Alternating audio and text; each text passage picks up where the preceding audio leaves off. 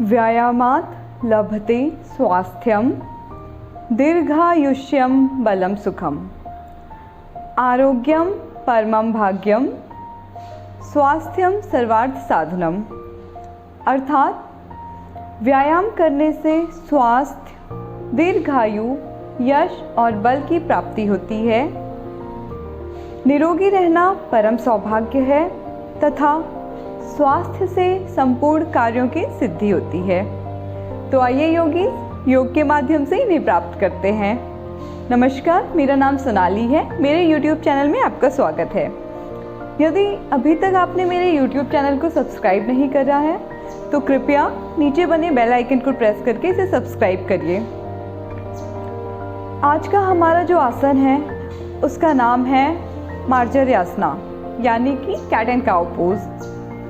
जैसा कि आप जानते हैं, आजकल की भागती दौड़ती जीवन शैली में सबसे ज़्यादा दुष्प्रभाव हमारी कमर की हड्डी पर पड़ता है, जिसे हम मेरुदंड या रीढ़ की हड्डी भी कहते हैं।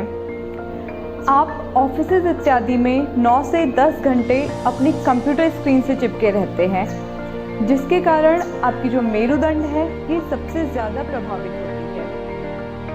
यदि आप नियमित रूप से मार्जर्यासना का अभ्यास करते हैं तो ये आपको कई गंभीर बीमारियां जैसे कि रीढ़ की हड्डी की समस्या, कमर दर्द, सर्वाइकल स्पॉन्डिलाइटिस से निजात देता है।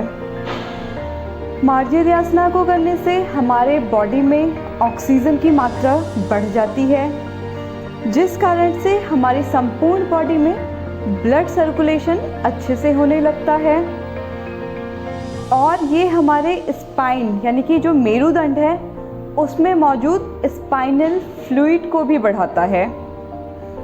मार्जर्यासना करने से आपको पेट संबंधी बीमारियों से भी निजात मिलता है, क्योंकि जब आप इसे करते हैं तो आपके जो पेट के आंतरिक अंग हैं जैसे कि आपके गुर्दे, लीवर, आंतें इत्यादि की अच्छे से मालिश करता है और वह अच्छे से कार्य करने प्रारंभ कर देते हैं।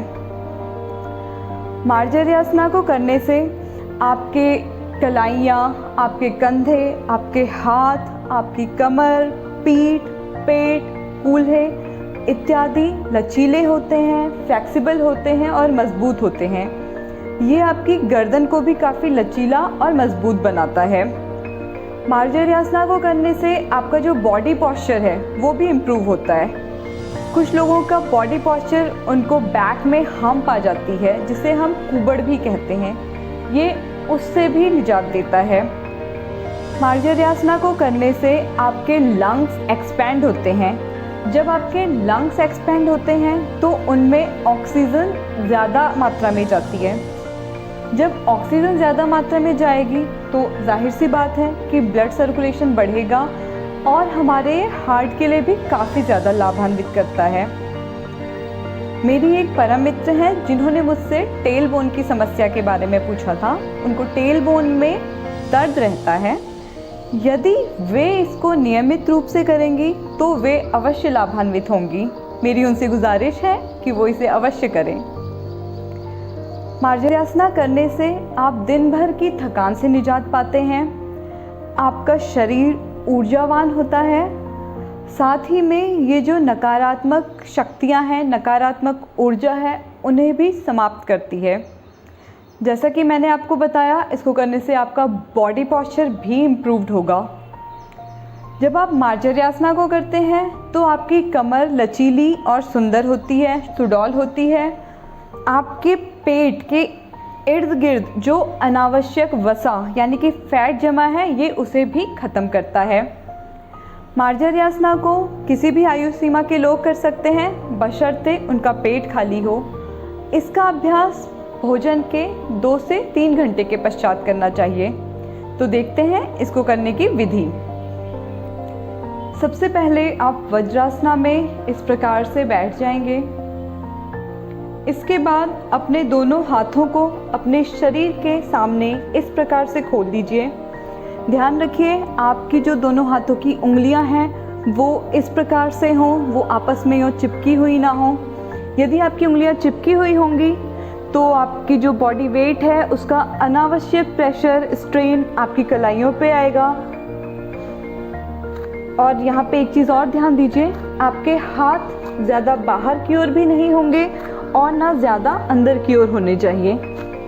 आप अपनी हाथों की कलाइयों को जस्ट अपने कंधों के नीचे प्लेस करेंगे। दोनों हाथों के बीच की जो डिस्टेंस है वो आपके कंधों की डिस्टेंस की जितनी हो। ठीक इसी प्रकार से आपके जो घुटने हैं वो जस्ट आपके कूल्हों के नीचे हो, आपके हिप्स के नीचे प्लेस हो। उनके बीच का जो डिस्टेंस है वो भी उतनी ही होगी जितने आपके दोनों हिप्स के बीच की डिस्टेंस है। इसे हम टेबल टॉप की पोजीशन बोलते हैं। आपके कंधे इस प्रकार से स्लाउच ना हो रहे हो, कंधों को सहज सरल रखना है। आपकी गर्दन सामने की ओर होगी। श्वास को सामान्य गति से लेते रहिए, श्वास पर ध्यान दीजिए। अब हम यहाँ से धीरे धीरे इनहेल करेंगे। जब आप इनहेल करते हैं तो आपकी कमर में यहाँ पे एक आर्क बनेगा, एक कर्व बन रहा होगा। आपका पेट जमीन की ओर जाएगा, आपकी जो टेल बोन है वो आकाश की ओर जाएगी। आप अपनी क्षमता के अनुसार ही इसको करें, ज़्यादा करने की कोशिश ना करें। अपनी श्वासों पे ध्यान देते रहिए। अब हम एक्सेल करेंगे, श्वास को बाहर छोड़ेंगे और धीरे धीरे अपनी ठुड्डी को, अपनी चिन को अपनी चेस्ट के करीब लाएंगे। आप देख सकते हैं जब मैंने अपनी चेस्ट से अपनी ठुड्डी को मिलाया तो मेरी कमर इस प्रकार से रोल हो गई है। यहाँ पे भी हम 10 से 15 सेकंड के लिए रुकेंगे अपनी क्षमता के अनुसार। फिर हम इस साइकिल को रिपीट करेंगे। सिर पीछे, टेल बोन आकाश की ओर, इनहेल, एक्सहेल। ठुड्डी आपकी चेस्ट से लग जाएगी, कमर रोल हो जाएगी। इस प्रकार से हमारे साइकिल पूरा होता है। यदि आप बिगिनर लेवल पे हैं तो आप 5 साइकिल तक कर सकते हैं। यदि आप एडवांस लेवल पे हैं तो आप 10 से 15 साइकिल भी कर सकते हैं अपनी शारीरिक क्षमता के अनुसार। यहाँ सबसे महत्वपूर्ण सावधानी जो है वो ये है, जिन लोगों को भी हाल फिलहाल में कोई कमर का ऑपरेशन हुआ है, घुटनों की सर्जरी हुई है, जिनको स्लिप डिस्क की प्रॉब्लम है, जिनकी कमर में बहुत ज़्यादा दर्द रहता है, वो लोग इस आसन को अवॉइड कर देंगे, उनको नहीं करना है, या फिर किसी योग निरीक्षक की उपस्थिति में इसे करें। यहाँ पे हमारा वीडियो समाप्त होता है। इसी प्रकार से अपना स्नेह देते रहिए। धन्यवाद।